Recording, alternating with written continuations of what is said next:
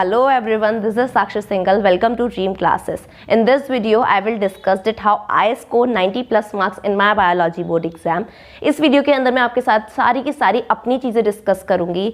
और पिछली वीडियो के अंदर मुझे बहुत ज़्यादा कमेंट्स आए थे कि दिया आप बहुत ज़्यादा फास्ट बोल रहे हो, थोड़ा सा धीरे बोलो, आप फास्ट बोल रहे हो। तो मैं इस वीडियो के अंदर थोड़ा सा धीरे बोलूँगी। अगर कहीं पर फिर भी मेरी गाड़ी थोड़ी सी तेज़ हो जाती है तो उसके लिए सॉरी, पर मैं पूरी कोशिश करूँगी कि आपको सारी की सारी चीज़ें बहुत अच्छी तरीके से डिलीवर कर पाऊँ, अपनी सारी की सारी नॉलेज आपके साथ शेयर कर पाऊँ।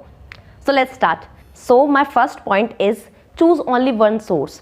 इससे होता क्या है कि अगर आप किसी भी पर्टिकुलर सब्जेक्ट के अंदर बहुत अच्छा स्कोर करना चाहते हैं तो मैंने अपनी प्रीवियस वीडियो के अंदर भी आपको ये बात बताई थी कि एक ही सोर्स यूज़ कीजिए। अगर आप कहीं कोचिंग पढ़ते हैं तो कोचिंग के नोट्स यूज़ कीजिए, अगर आप खुद सेल्फ स्टडी कर रहे हैं तो आप एनसीईआरटी प्रेफर कीजिए। मैंने बायोलॉजी के अंदर केवल एनसीईआरटी से ही पढ़ा था जो पढ़ा था, मैंने एनसीईआरटी के अलावा किसी भी रिफ्रेशर का यूज़ नहीं करा। इसके अलावा जहाँ पर मुझे कुछ टिपिकल पॉइंट्स लगते थे, जो चैप्टर मुझे थोड़ा सा क्रिटिकल लगता था या मुझे लगता था कि इसके कुछ डिफ्रेंशिएट्स आ सकते हैं, इसके अंदर कुछ इस तरीके से क्वेश्चन आ सकता है जिसके अंदर मेरे डाउट ज़्यादा होते थे, उसके लिए मैं एग्जाम आइडिया या टुगेदर विद की हेल्प ले लेती थी कि वो भी किस चीज़ों के लिए, कि क्वेश्चन कैसे कैसे जनरेट हो सकते हैं, कि इस तरीके से क्वेश्चन आ गया तो मैं अपने पॉइंट्स किस तरीके से बना के लिख पाऊंगी। क्योंकि एनसीईआरटी के अंदर हर चीज़ हमें सॉर्टेड वे में नहीं लिखी हुई मिलती, हर चीज़ थोड़ा सा मिक्सअप होकर लिखी हुई होती है, तो हमें खुद से सॉर्टेड करना पड़ता है, बहुत इजी वे में लिखना पड़ता है। तो उस चीज़ों के लिए, क्वेश्चंस के लिए मैंने इन सब चीज़ों का मतलब यूज़ करा था,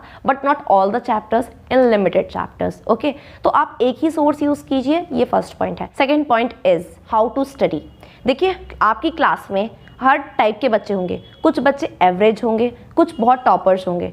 तो आपको ये चीज़ एनालाइज करनी होगी कि ऐसा टॉपर बच्चा क्या करता है कि जो एवरेज नहीं कर पा रहा। इट मीन्स पढ़ते तो दोनों बच्चे हैं और कुछ केसेस में एवरेज स्टूडेंट ज़्यादा पढ़ते हैं और ये एक्चुअल में होता है।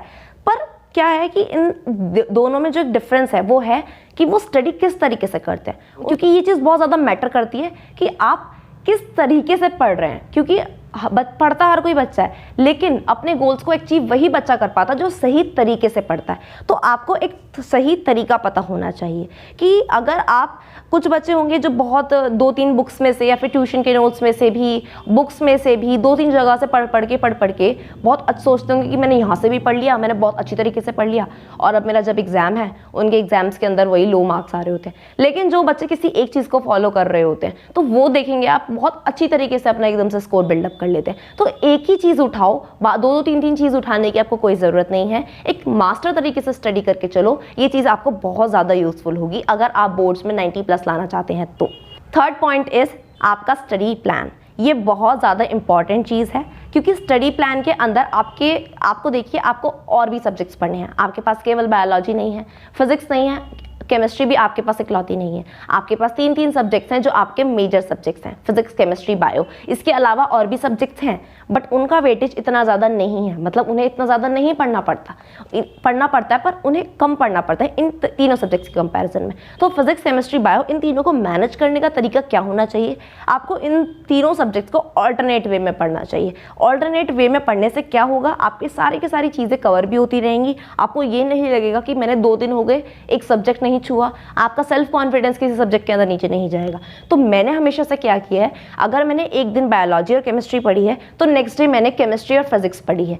अगर मैंने मतलब हर चीज़ को ऑल्टरनेट वे में पढ़ा है, 3 सब्जेक्ट्स आपके मेजर होते हैं तो आप उन चीज़ों को ऑल्टरनेटिव तरीके से पढ़िए। अगर आप मैनेज नहीं कर पा रहे तीनों चीज़ों को साथ में, जो कि हर बच्चा नहीं कर पाता, मैंने खुद कभी भी मतलब तीनों सब्जेक्ट एक दिन के अंदर नहीं पढ़े। एग्जाम टाइम के बाद की अलग थी थोड़ी सी, वो एक अलग सिनेरियो है। लेकिन जब नॉर्मल डेज होते हैं, मतलब जो आपके एग्जाम से ये वाला जो अब वाला जो लास्ट के 2-3 मंथ्स वाला जो फेज़ होता है, तो इस फेज़ के अंदर आपको ये चीज़ पता होनी चाहिए कि अब मुझे किस सब्जेक्ट को कितना कितना टाइम देना स्टार्ट कर देना चाहिए। क्योंकि ये वाला जो फेज है यही मैटर करता है कि आपका एग्जाम में क्या स्कोर आएगा। जो आपने अब तक स्टडी करा वो एक तरफ, और जो आप स्टडी करेंगे इन 2-3 महीनों के अंदर वो एक तरफ। ये चीज़ें बहुत ज़्यादा मैटर करती हैं।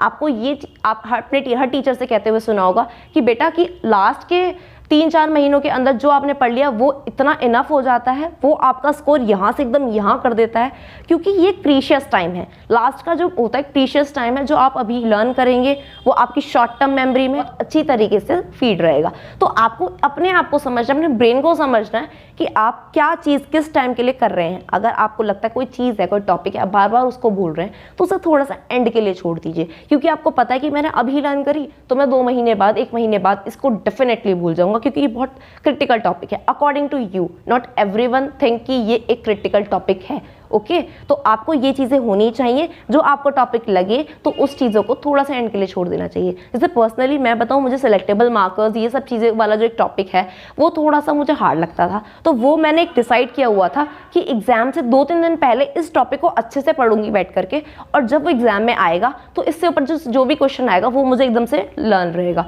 क्योंकि मेरी शॉर्ट टर्म मेमोरी के अंदर वो फीड हो जाएगा। मुझे उस चीज़ की इतनी ज़्यादा नहीं थी, क्योंकि ये सब चीज़ें आपको अभी से प्लान करनी होंगी कि आपको उस टाइम पे क्या ज़्यादा पढ़ना है, उस टाइम पे कम ज़्यादा क्या पढ़ना है। ये सब चीज़ें आपके ऊपर हैं, ये आपको कोई और नहीं बताएगा। Last point is analyse yourself.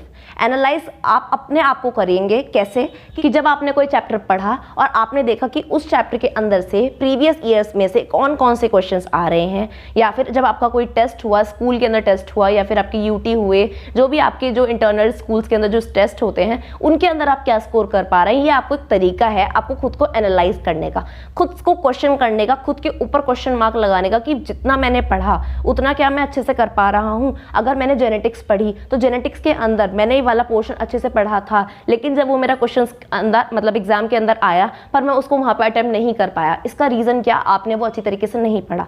अगर आपका कोई क्वेश्चन 5 मार्क्स का 3 मार्क्स का आ रहा है और आपको बहुत अच्छी तरीके से पढ़ा है और आप उसे लिख पा रहे हैं, तो इट मीन्स आपकी उस चीज़ पर बहुत अच्छी ग्रिप बन चुकी है। लेकिन जो चीज़ आपने पढ़ ली पर आप उसको भूल गए अपने इंटरनल एग्जाम्स के अंदर, या फिर जब भी आपने खुद को एनालाइज करने के लिए खुद से एक टेस्ट परफॉर्म करा, खुद ऑनलाइन से कहीं से क्वेश्चंस लिए, आप उसके अंदर कहीं अटक गए, तो आपको वहीं के वहीं और काम करने की ज़रूरत है। तो इन सब चीज़ों को ध्यान में रखिए, और इसके अलावा आप एनालाइज खुद को करने के अलावा प्रीवियस ईयर्स क्वेश्चन पेपर को भी एनालाइज करना स्टार्ट कर दीजिए, क्योंकि अब ये प्रीशियस टाइम स्टार्ट हो चुका है। आपके पास यही टाइम है जब आप अपने आप को और अपने प्रीवियस ईयर्स क्वेश्चन पेपर को एनालाइज करेंगे।